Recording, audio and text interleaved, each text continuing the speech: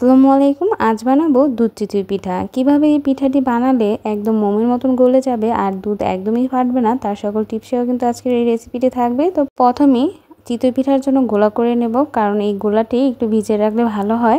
চিতই পিঠা বানানোর জন্য এখানে আমি ফ্রিজ থেকে চালের গুঁড়ি বের করে নিয়েছি, আর এগুলো হচ্ছে আতপ চালের গুঁড়ি। চাইলে আপনারা সেদ্ধ চালের গুঁড়ি দিয়েও বানাতে পারেন। তো এই অবস্থায় প্রথমে লবণ মিশিয়ে নিয়েছি স্বাদ অনুযায়ী। তারপরে এই চালের গুঁড়িগুলোকে হালকা কুসুম গরম পানি দিয়ে মথে নিতে হবে।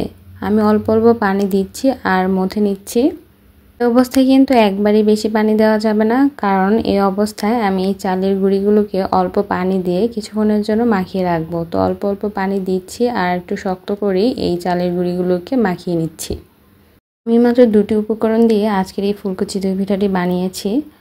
আপনারা যদি আমার এই রেসিপিটি A to Z ফলো করেন, তাহলে কোনোভাবেই এই পিঠাটি একদম চ্যাপ্টা হবে না, অবশ্যই এই পিঠাটি ফুলকো হবে। তো দেখতেই পাচ্ছেন অল্প অল্প পানি দিয়ে কিন্তু এই চালের গুঁড়িকে একটু শক্ত করে মথে নিয়েছি। এবার মথে নেওয়া চালের গুঁড়িগুলোকে একটু রেস্টে রেখে দেবো আধা ঘন্টার জন্য। তো ফিরে আসছি আধা ঘন্টা পর। তো আধা ঘন্টা পর এই চালের গুঁড়িগুলো কিন্তু যথেষ্ট ভিজে গিয়েছে। এই অবস্থায় এগুলোকে ব্লেন্ড করে নিতে হবে। অনেকের মনে প্রশ্ন আসতে পারে যে এই অবস্থায় আবার ব্লেন্ড করতে হবে কেন? আমি তার উত্তর দিয়ে দিচ্ছি। যেহেতু এই চালের গুঁড়িগুলো মেশিনে করা, সেহেতু এর মধ্যে একটু দানা দানা থাকবেই।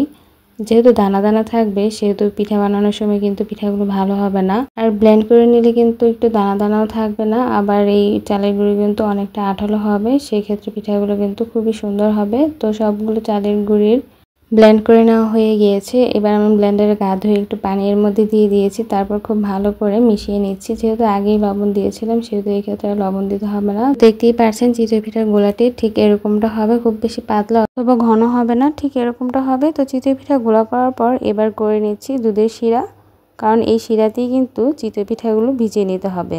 তো এখানে আমি 2 লিটার পরিমাণ দুধ প্রথমে খুব ভালো করে জাল করে নিয়েছি। তারপর এখানে দিয়ে দিচ্ছি দারচিনি, এলাচ এবং একটি তেজপাতা। আমি কিন্তু এই পিঠায় কোনো লং ব্যবহার করব না।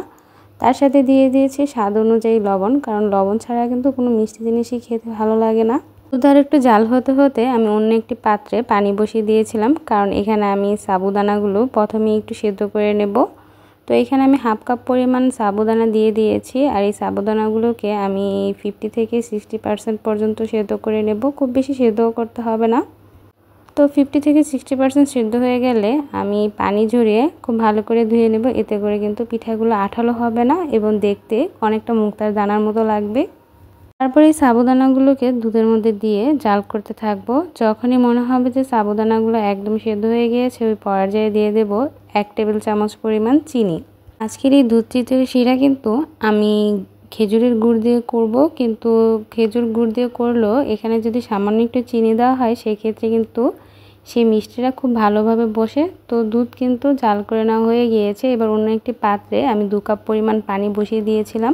পানিগুলো ফুটতে শুরু করলে সেখানে দিয়ে দেব খেজুর গুড়। এখানে আমি একটি পাটা খেজুর গুড়ের 4 ভাগের 3 ভাগ দিয়েছি। তো যখনই এই খেজুর গুড়গুলো পানির সাথে খুব ভালো করে গলে আসবে, পর্যায়ে দিয়ে দেব নারকেল কুচি। এখানে আমি একটি মাঝারি সাইজের নারকেল কুচি করে নিয়েছি, তারপর এই গুড়ের শিরার মধ্যেই দিয়ে দিয়েছি। এবার আমি 5 থেকে 6 মিনিটের মতো এই গুড়ের শিরা আর এই নারকেল কুচি একসাথে খুব ভালো করে জাল করে নেব। আর অবশ্যই কিন্তু এখানে লবণ দিতে ভুল করবেন না, কারণ মিষ্টি জিনিসে কিন্তু লবণ না হলেও খেতে ভালো লাগে না। তো গুড় এবং নারকেল কুচি জাল করে নেওয়ার পর আগে থেকে যে আমি দুধ জাল করে চুলা নিভিয়ে রেখেছিলাম, সেখানেই কিন্তু এই মিশ্রণটিকে দিয়ে দিতে হবে। আর এই পর্যায়ে কিন্তু কোনোভাবেই চুলা ধরানো যাবে না। চুলাটি বন্ধ রেখেই দুধ এবং গুড়ের শিরাটি খুব ভালো করে মিশিয়ে নিতে হবে। এতে করে কিন্তু দুধ একদমই ফাটবে না। দুধ চিতই পিঠার শিরা রেডি করে নেওয়ার পর এবার চিতই পিঠা বানিয়ে নেব। চিতই পিঠার গুলাটি কিন্তু শিরা বানানোর আগেই রেডি করে রেখেছিলাম। তো সেখান থেকে 1 চামচ করে নিয়ে আমি চিতই পিঠার খোলাতে দিয়ে নিয়েছি। তো দেখতেই পারছেন কতটা সুন্দরভাবে ফুলকো চিতই পিঠা হয়ে গিয়েছে। এবার একটা একটি করে চিতই পিঠা বানাবো আর সরাসরি এই দুধের শিরাতে দিয়ে দিব। চাইলে কিন্তু আপনারা আগে থেকে বানিয়ে রেখেও এই চিতই পিঠাগুলো শিরাতে ভিজাতে পারেন, অথবা একটা একটি করে বানিয়ে তারপর একটা একটি করে এই শিরাতে দিয়ে ভিজাতে পারেন, আপনাদের ইচ্ছা। আমি একটা একটি করে পিঠা বানাচ্ছি আর এই শিরাতে দিয়ে নিচ্ছি, আবার একটু নেড়ে ঢেকে দিচ্ছি। তো এইভাবে করে বাকি সবগুলো পিঠাই আমি ভিজিয়ে নিচ্ছি। আর এই পিঠা ভেজানোর ক্ষেত্রে কিন্তু একসাথে খুব বেশি পিঠা দিতে যাবেন না, আর অবশ্যই ছড়ানো পাত্রে পিঠাগুলো ভেজানোর চেষ্টা করবেন। আর পিঠাগুলো কিন্তু 2-3 ঘন্টা রাখলেই খুব ভালোভাবে ভিজে যাবে। তো আমি 2-3 ঘন্টা পর আপনাদের একটি উঠিয়ে দেখিয়ে দিচ্ছি যে কতটা সফটভাবে এই পিঠাগুলো ভিজে গিয়েছে। তাহলে কিন্তু আপনারা রাতে ভিজিয়ে তারপর সকালেও খেতে পারেন, অথবা ইনস্ট্যান্ট এরকম বানিয়ে 2-3 ঘন্টা পরেও খেতে পারেন। কিন্তু পিঠাগুলো যত ভিজবে খেতে ততই ভালো লাগবে। আমি 2-3 ঘন্টা পরেই এখান থেকে একটি পিঠা আপনাদের ভেঙে দেখিয়ে দিচ্ছি যে কতটা সুন্দরভাবে এই পিঠাগুলো নরম হয়ে গিয়েছে। তো আজকের এই পিঠার রেসিপি আপনাদের ভালো লাগলে অবশ্যই আমার ভিডিওতে লাইক দিবেন এবং আমার পাশে থাকবেন। সবাই ভালো থাকবেন। আল্লাহ হাফেজ।